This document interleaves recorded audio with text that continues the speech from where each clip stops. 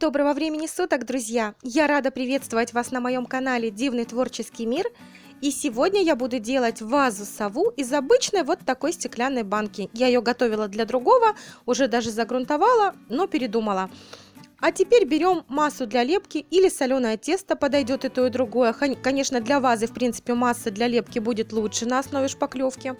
Хотя можно использовать и то, и другое. Главное, все хорошенько покрывать лаком несколькими слоями. Итак, раскатываем массу толщиной примерно 4 мм, 3-4 и полностью обклеиваем баночку. Я ее предварительно смазала клеем ПВА. Донышко я тоже буду заклеивать, хотя это не обязательно, можно обрезать по донышко. И плотненько-плотненько все прижимаем, заклеиваем, если что-то нужно, и выравниваем. Одну такую вазочку-сову я уже делала, ей буквально уже года 3, но я ее так и не покрасила, хотя она стоит у меня с сухоцветами. И вот сегодня я вам решила показать такую же вазу.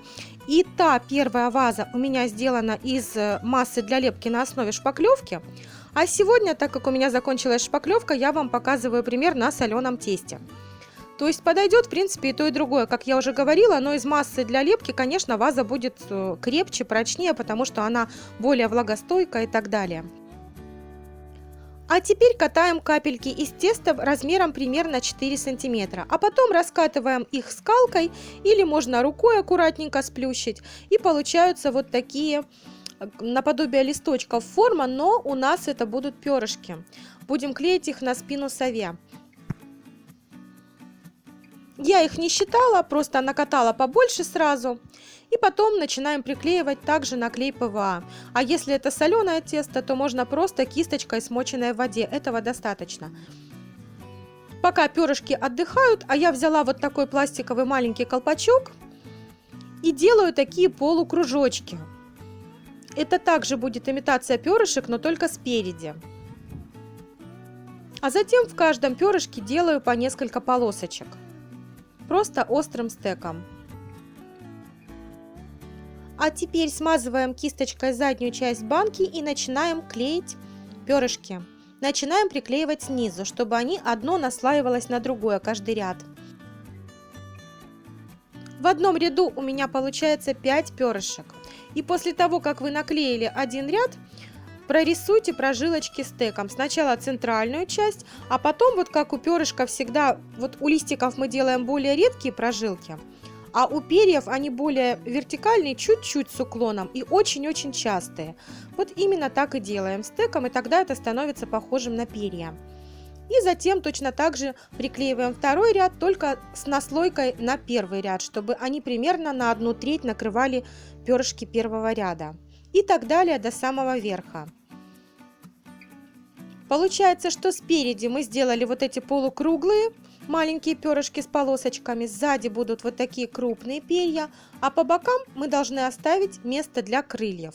Вот чтобы вы могли рассчитать примерно, какой ширины должна быть каждая часть. Просто по бокам оставляйте место для крыльев.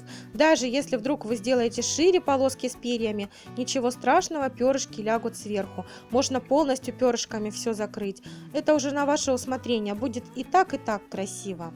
А теперь делаем боковые наши крылышки. Они у меня достаточно крупные. Я не делала их тонкими. Я хочу, чтобы они выделялись и выступали.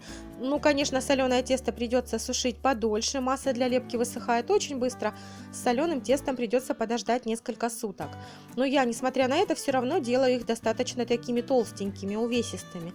И приклеиваем. А затем уже в произвольной форме нарисуйте что-то наподобие перышек. И нужно сделать глубокими эти бороздки, чтобы они были хорошенько видны. А потом я еще каждую бороздочку делаю маленькие-маленькие такие полосочки. И получаются достаточно интересные крылышки.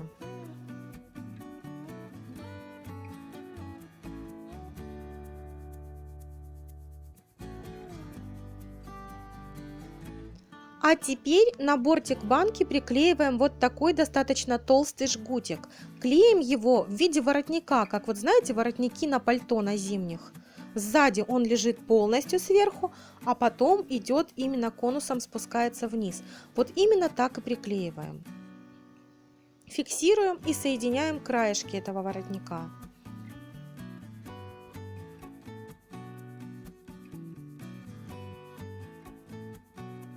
А теперь пальцами делаем острыми краешки этого воротника именно в передней части. Сзади мы ничего не делаем. Там, где бортик лежит на банке сверху, мы оставляем его таким же в виде валика, а впереди сужаем. И получаются вот такие дуги. Как вы уже, наверное, догадались, между ними по обе стороны будут располагаться глаза. Если бы я сделала чуть длиннее этот воротничок, то в принципе это был бы уже носик совы, клюв. Но так как у меня он коротковат, я добавляю, отдельно делаю носик, тоже такой зауженный сверху и пошире в нижней части. И приклеиваем. И вот у нас уже потихоньку вырисовывается мордочка.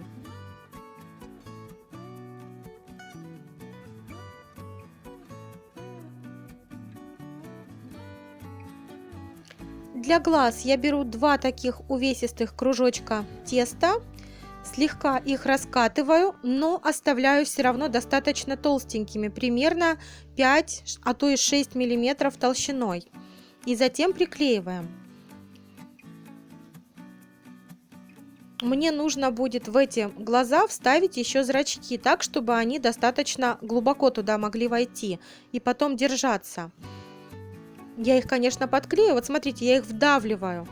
И они фактически полностью входят на уровне теста. А теперь сплющиваю руками внешний контур по кругу, чтобы он стал острым. Так глаза будут смотреться более выразительными.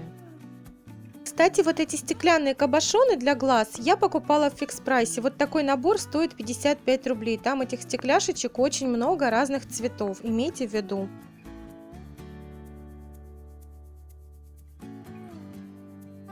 Берем стек или нож, какой-то любой острый предмет, и по кругу, по всему контуру глаза с небольшими интервалами делаем вот такие бороздочки, полоски. И благодаря этому зрачок будет держаться очень крепко, он получается зафиксированным. Если вы еще потом пройдете клеем по контуру, то вообще все это смажется и засохнет, и потом он уже никогда не выпадет. Потому что вот моя ваза первая стоит уже 3 года, и все прекрасно, все отлично держится.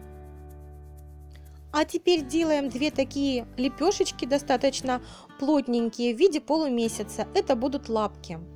Пока пусть они немножко полежат, а я катаю тонкий жгутик и приклеиваю его в верхней части головы, между бровями как раз получается.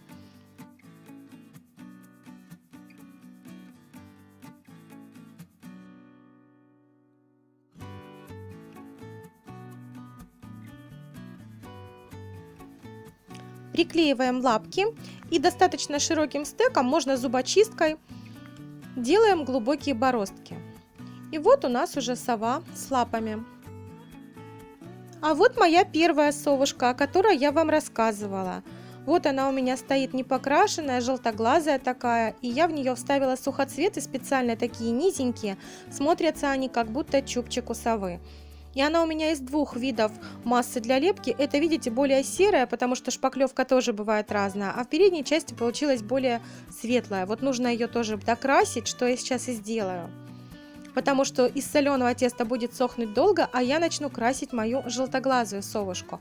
Сначала грунтуем белой акриловой краской, это будет первый слой. Даем хорошенько просохнуть и немножечко раскрасим дальше. В принципе, мне она нравится даже просто беленькой. Она достаточно красиво смотрится, как полярная сова, но я чуть-чуть ее протонирую. Я вот взяла такую акриловую краску цвета античное золото, она абсолютно не желтая, а такая темненькая. И я сухой кисточкой прохожу по перьям сзади, чтобы выделить их фактуру. Теперь серебряной краской прорисовываю углубления в лапках и чуть-чуть, едва заметно пройду крылышки контуры. Теперь прорисовываем передние перышки, также серебряной краской. И вот эти вот углубления на глазиках, полосочки. Серебряная краска у меня не слишком такая яркая, так что если тоненько проводить, она как бы видна, но в то же время не слишком ярко, не слишком навязчиво. На лбу прорисую несколько полосочек. И также прорисую аккуратненько тоненький контур, вот эти брови сверху, узенькие. И в принципе на этом достаточно. Если вы хотите, вы можете ее сделать яркой, какой угодно. Тут уже на ваше усмотрение, кому как нравится.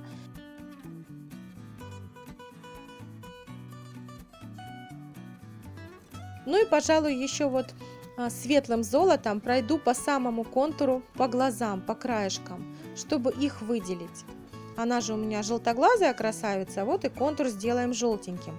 И теперь уже после высыхания пройду вот такой акриловой краской. Это краска хамелеон у меня, которая очень красиво переливается. Жаль, камера этого не передает, но после покрытия совушка вся просто сияет. Она вот переливается разными оттенками. Мне так нравится эта краска. Покупала я ее, кстати, в строительном магазине. Там они наиболее дешевые. Банка большая и хватает ее надолго.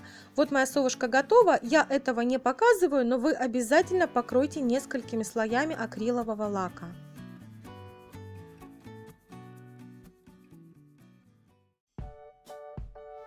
Вот такая ваза-сова из обычной стеклянной банки у меня получилась.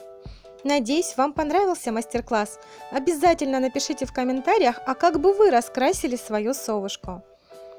Подписывайтесь на канал, ставьте лайки, обязательно нажимайте на колокольчик, чтобы не пропускать новые видео.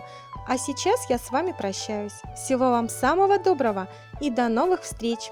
Пока-пока!